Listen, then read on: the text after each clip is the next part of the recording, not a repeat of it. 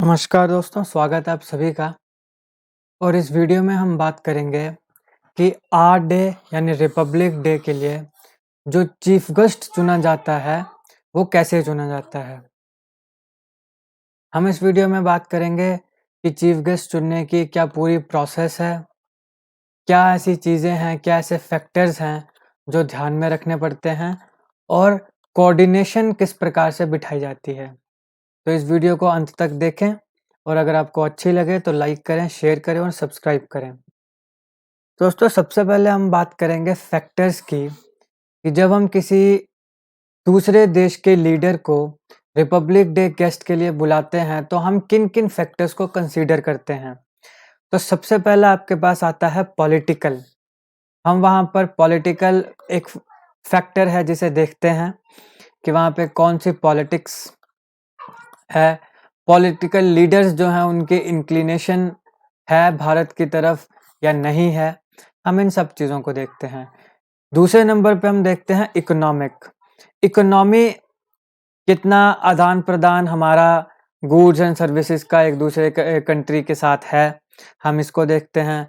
हम commercial relations दोनों countries के साथ कैसे हैं, उस पर्टिकुलर कंट्री के भारत के साथ कमर्शियल रिलेशन कैसे हैं, हम उसे देखते हैं। हम नेबरहुड को कंसीडर करते हैं, ये एक हम कंसिडरेशन में रखते हैं कि वो हमारा नेबर है नहीं है, मतलब कि ये एक कंसीडर होता है। अब जैसे अगर हम अमेरिका में बुलाएं, अमेरिकन प्रेसिडेंट को बुलाएं या यूके के प्राइम मिनिस्टर को बुलाएं तो वो नेबर तो नहीं है, लेकिन वहाँ पे फिर हम बाकी चीज़ें देख रहे हैं जैसे economic, political, commercial relations etcetera. फिर आप देखते हैं मिलिट्री कॉर्पोरेशन को, हमारी मिलिट्री कॉर्पोरेशन दोनों मिलिट्रीज की, हमारे देश की मिलिट्री और उस पर्टिकुलर देश की मिलिट्री की कॉर्पोरेशन कैसी है। और फिर हम देखते हैं कि रीजनल ग्रुपिंग्स जो होती हैं, राइट, जैसे आपके पास सार्क है, आपके पास आसियान है, उनमें उस पर्टिकुलर जो कंट्री जिसके लीडर को हम बुलाएंगे वहाँ पे उनकी प्रोमिनेंस। और इसके साथ साथ हम देखते हैं अपनी पुरानी जो पास्ट एसोसिएशन है उनके साथ नॉन अलाइंड मूवमेंट में। नॉन अलाइंड मूवमेंट क्या है, मतलब जनरली मैं बेसिक अगर आपको समझाऊं तो क्या है कि ना हम कैपिटलिज्म की तरफ जाएंगे ना कम्युनिज्म की तरफ, हम तीसरे संघ में जाएंगे, ये आएगी नॉन अलाइंड मूवमेंट। तो पास्ट एसोसिएशन कैसी रही है नॉन अलाइंड मूवमेंट में उस पर्टिकुलर कंट्री की, हम ये कंसीडर करेंगे। ये कुछ फैक्टर्स हैं जिन्हें हम देखेंगे। एक बार फिर रिवाइज करें, political, economic, commercial relation, neighbourhood, military cooperation, prominence in regional groupings and past association in the non aligned movement. अब हम बात करेंगे कि एक बार जब हमने ये सारे फैक्टर्स जो मैंने आपको बताए ये कंसीडर कर लिए तो उसके बाद हम क्या करेंगे, उसके बाद फिर हम क्या करेंगे, अलग अलग डिफरेंट डायरेक्शंस, मतलब कि फिर हम खोजेंगे कि हमारे पास ये 5-6 जितने भी ये फैक्टर्स हैं, अब हम खोजेंगे कि इनमें कौन सा लीडर जो है कौन सी कंट्री का वो फिट बैठ रहा है। ठीक है, हम देखेंगे, हम उसको चीफ गेस्ट को फिर उस तरीके से चूज करने की शुरुआत करेंगे। जब हम चूज कर लेंगे, अब चूज कौन करेगा, मिनिस्ट्री ऑफ एक्सटर्नल अफेयर्स के द्वारा ये चूज किया जाएगा। आफ्टर डेलिब्रेशन, बातचीत के बाद सारा जब हमने इसको चूज कर लिया, फिर हम प्रधानमंत्री का अप्रूवल लेते हैं, प्राइम मिनिस्टर्स अप्रूवल। हमने पूरे फैक्टर्स देखे, फिर हमने कंट्रीज को देखा, अब हमने चूज कर लिया। जब चूज कर लिया तो हम प्रधानमंत्री जी का अप्रूवल लेंगे, जिसके बाद राष्ट्रपति भवन जो है उसके द्वारा क्लियरेंस ली जाएगी। अब ये तो हुआ कि पहले फैक्टर्स देखे, फिर उसको चूज किया गया चीफ गेस्ट कौन होगा, एक प्रोबेबल। उसके बाद हमने प्रधानमंत्री जी की अप्रूवल लिया, उसके बाद हमने राष्ट्रपति भवन में उससे क्लियरेंस ली। उसके बाद क्या होगा कि मान लो हमने किसी एक्स कंट्री को चुना, तो हमारा जो उस कंट्री में एम्बेसडर होगा, उस एम्बेसडर को हम वो एम्बेसडर जो है वो आगे का कार्यक्रम करेगा, मतलब कि वो प्रोग्राम और अवेलेबिलिटी देखेगा चीफ गेस्ट की रिपब्लिक डे में।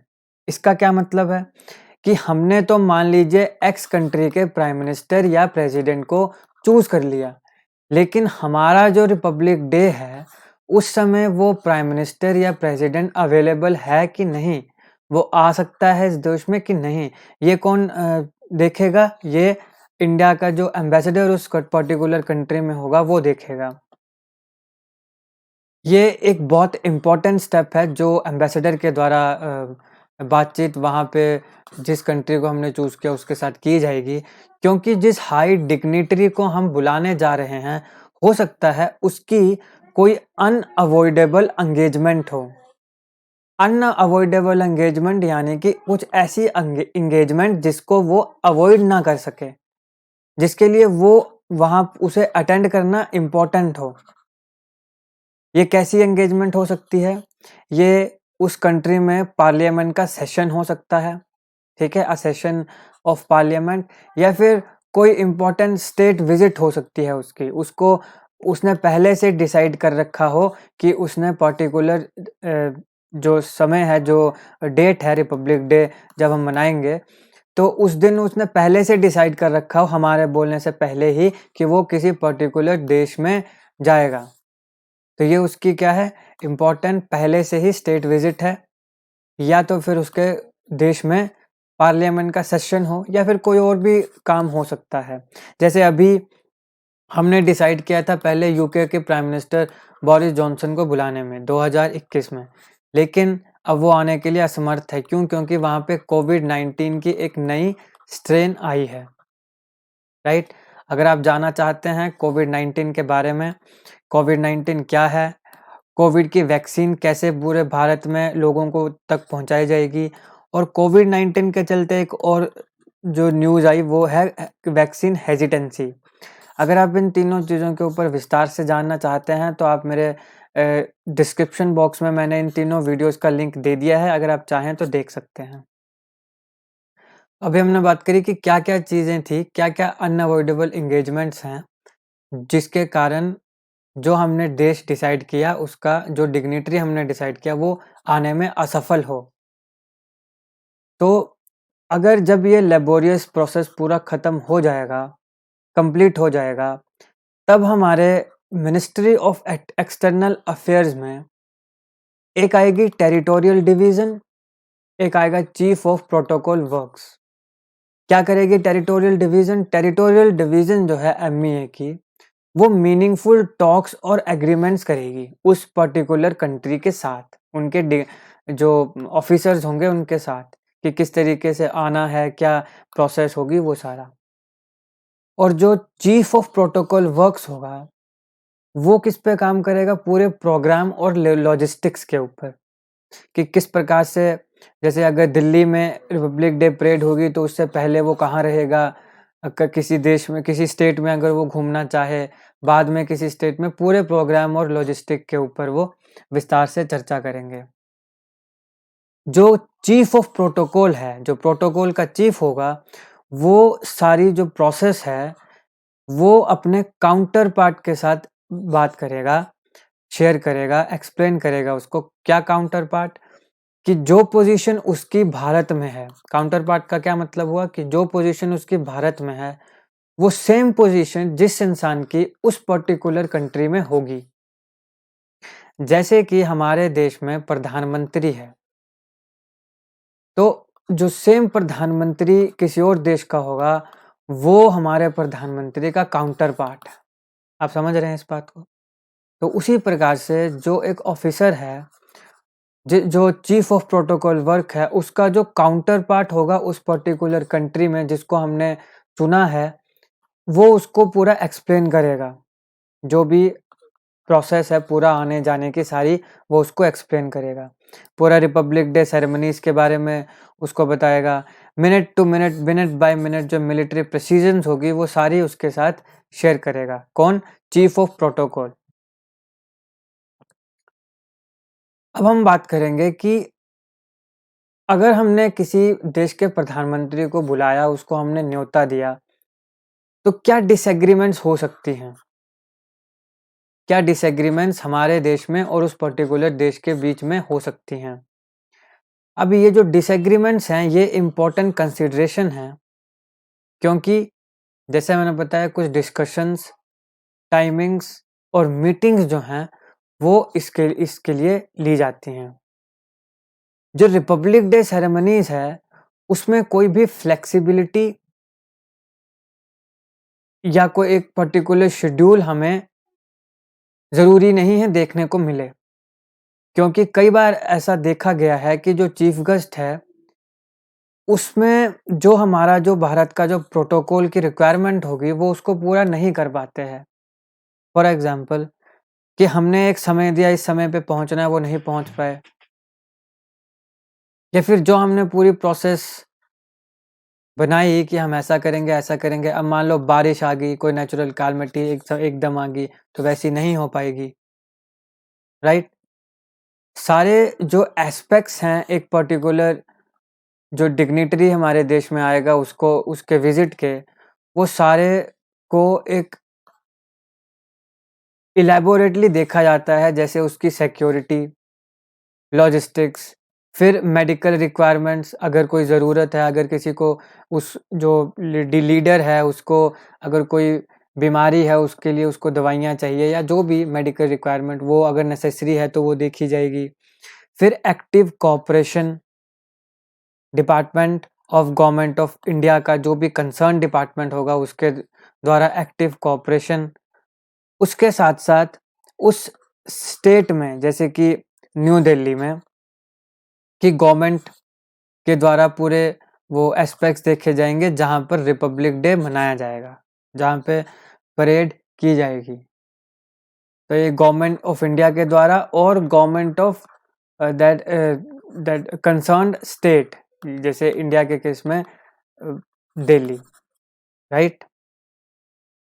अब सेरेमनी के ड्यूरिंग क्या गलत हो सकता है, क्या मतलब हमारे एक जो प्रोटोकॉल जो हमने तैयार किया, जो प्रोसेस उसके विरुद्ध उसके अलग जा सकता है। अब जब एक लीडर आएगा रिपब्लिक डे परेड में तो वहां पे बहुत चीजें हैं कोऑर्डिनेशन में। एक ग्रैंड शो में का वो एक हिस्सा बनेगा रिपब्लिक डे में, तो कहीं ना कहीं पॉसिबिलिटी किसी न किसी ग्लिच की होती है। अब ये कैसे होगा, जैसे कि जो स्टेट विजिट होगी उसकी, जो भी हमारा रिपब्लिक डे लीडर जो चीफ गेस्ट होगा, हो सकता है वीआईपी जो भी वो चीफ गेस्ट है वो किसी हेल्थ रीजन से जो परेड में लेट पहुंच पाए। हो सकता है कि वो किसी कारण जो tri services guard of honour दिया जाता है वहां पे वो ना पहुंच पाए, वहां पे वो खड़ा ना हो पाए।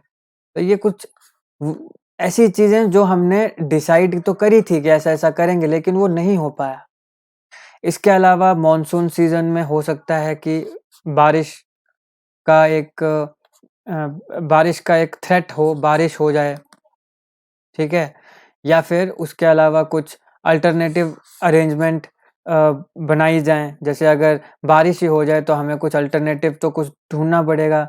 इस तरीके से फिर हो सकता है रिहर्सल जो पूरा जो परेड है उसमें कुछ कमी रह जाए, ठीक है। तो हमें परफेक्शन तक उसकी रिहर्सल पूरी करनी पड़ती है, जो हमारे वहाँ पे परेड में हिस्सा लेते हैं लोग वो। तो ये सारे कुछ चीज़ें हैं जो गलत उस सेरेमनी के ड्यूरिंग हो सकती हैं। और ऐसा नहीं कि ये सिर्फ इंडिया के केस में ही है, दुनिया के बाकी कंट्रीज में भी ये देखी जा सकती है, कि भारत में होता है ऐसा ही नहीं है। तो ये था इस वीडियो का एनालिसिस। आई होप आपको ये बात समझ आ गई हो कि कैसे हम किसी लीडर को चुनते हैं। हमारा जो एक्सटर्नल अफेयर मिनिस्ट्री है पहले वो डिसाइड करती है, फिर प्रधानमंत्री जी के पास जाता है, फिर प्रेसिडेंट के पास जाता है, उसके बाद जो एम्बेसडर होगा वो उससे बातचीत करेगा। फिर अगर वो जो लीडर हमने तय किया अगर वो फ्री है तो फिर वो आने के लिए, और अगर वो मतलब इच्छा जताए कि ठीक है हम आएंगे तो फिर वो आएगा। जब आएगा तो कोऑर्डिनेशन देखी जाएगी, उसका पूरा कैसे वो आए, कहाँ पे वो रहेगा, पूरा वो प्रोसेस देखी जाएगी। इस तरीके से हम एक लीडर को चुनते हैं अपने आर-डे परेड के लिए। तो आई होप आपको ये वीडियो अच्छी लगी हो। अगर अच्छी लगे तो लाइक करें, शेयर करें और चैनल को सब्सक्राइब करें। Thank you so much for watching.